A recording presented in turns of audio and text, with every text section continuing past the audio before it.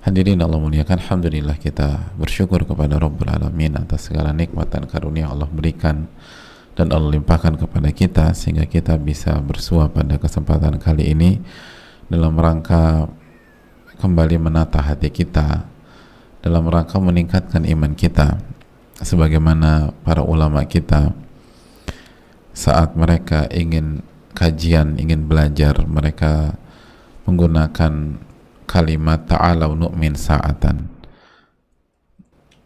mari kita beriman sejenak, artinya meningkatkan iman. Kajian bukan hanya menambah ilmu tapi menambah iman, dan itu hal yang sangat urgent. Kajian bukan hanya menambah wawasan tapi juga menambah ketakwaan, dan itulah konsepnya para sahabat dan konsepnya para ulama kita. Semakin kajian semakin tenang, semakin kajian semakin ingat Allah Subhanahu wa ta'ala.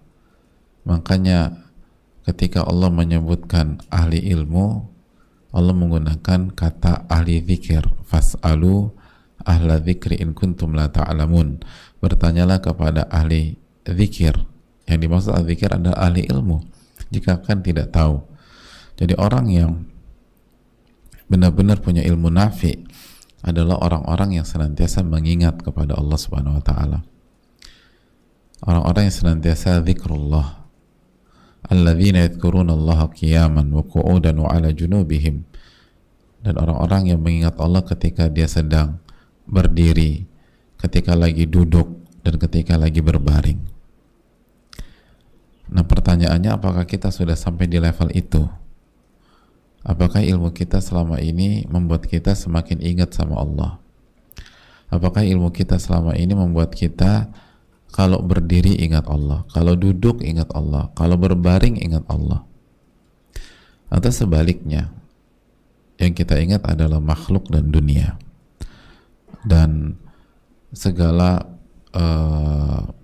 cerita-cerita tentang dunia, yang bukan berarti kita nggak boleh tahu, tapi kira-kira komposisinya pas apa enggak ya ibu-ibu?